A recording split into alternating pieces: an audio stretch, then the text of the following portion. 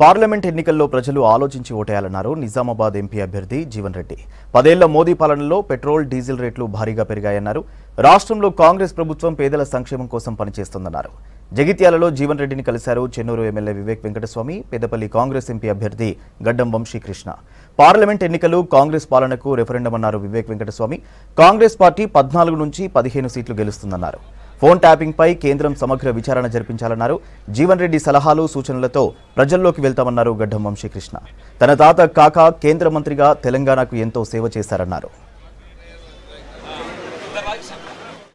రాష్ట్ర సమితి నిధులకు సంబంధించి ఏదైతుందో ఈ రాష్ట్రాన్ని అప్పుల ఉబులకు నెట్టబడే విధంగా ఏదైతుందో కేవలం తన స్వార్థ ప్రయోజనాలు, ఆర్థిక ప్రయోజనాల కొరకు పెద్దలు వెంకటస్వామి గారు ఏదైతుందో మనకు లభించాల్సినటువంటి గోదావరి నదీ జలాలను వినియోగింప చేయబడే విధంగా ప్రాణహిత నదీ జలాలను తుమ్మడి హట్టి నుండి ఏదైతుందో తరలింపు చేస్తే ఎల్లంపల్లి వరకు కేవలం ఒకే ఒక్క లిఫ్ట్తోని మనం నీటి లభ్యత పొందగలిగే అవకాశం ఉంది. ఒకే ఒక్క లిఫ్ట్తో అని చెప్పంటే దాన్ని ఏదైతుందో రాష్ట్రం ఏర్పడ్డ తదుపరి కేసీఆర్ గారు తన స్వార్థ ఆర్థిక ప్రయోజనాల కొరకు ఆయన బాబాసాహెబ్ బిఆర్ అంబేద్కర్ గారి పేరట ఏదైతుందో వెంకటస్వామి గారు నిర్మాణం చేయ తలబెట్టి ఒక ప్రాజెక్టును ఇవాళ ఆయన స్వార్థ ప్రయోజనంతో ఏదైతుందో దాన్ని మార్పిడి చేయటం, రాష్ట్రాన్ని అప్పుల ఊబులోకి నెట్టడం, ఇదంతా మన కళ్ళ మున్న చరిత్ర అని చెప్పంటున్నాం. ఇవాళ నిధులు నీళ్లకు తోడి నియామకాలు మనం గమనించడం చెప్పంటున్నాం.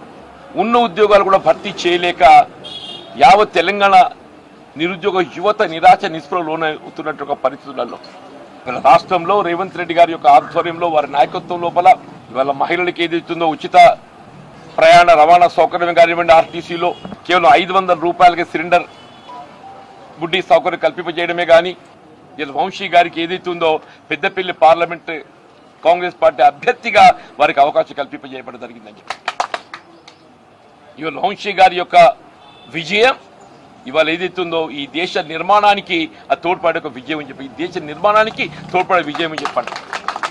ఈ ఎలక్ట్రల్ బాండ్స్ లో ఎవరైతే కాంట్రాక్టర్ ఈ కాళేశ్వరం ప్రాజెక్టులో పనిచేస్తున్నారో వాళ్ళే ఎక్కువ నిధులు ఎలక్ట్రల్ బాండ్స్ ద్వారా టీఆర్ఎస్ పార్టీకి డొనేట్ చేయడం జరిగింది.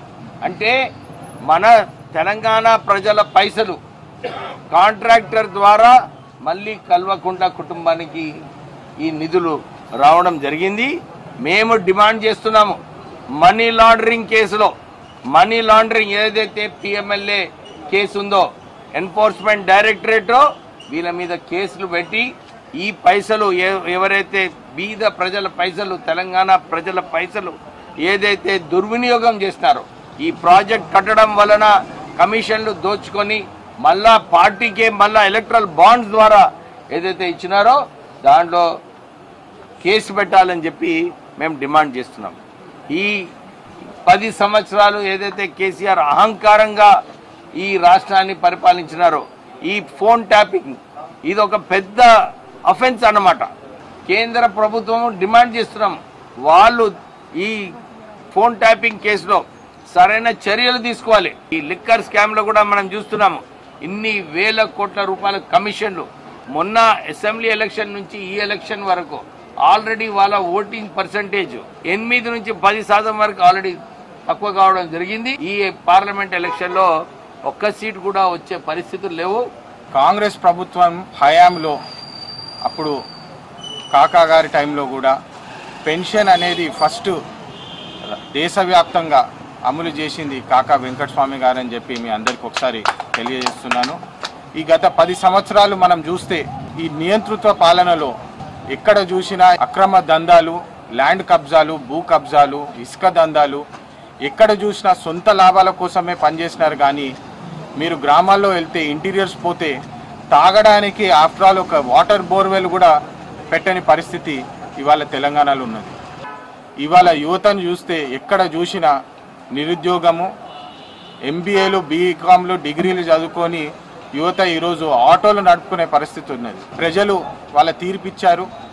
కాంగ్రెస్ పార్టీ వస్తేనే అభివృద్ధి వస్తుందని చెప్పి నమ్మారు. మన యువతకు మేము లాస్ట్ టైం చెన్నూరు ఎలక్షన్స్లో కూడా చెప్పడం జరిగింది, 45,000 ఉద్యోగాలు ఖచ్చితంగా తీసుకొస్తాము పెద్దపల్లి ప్రాంతంలో అని చెప్పి చెప్పడం జరిగింది.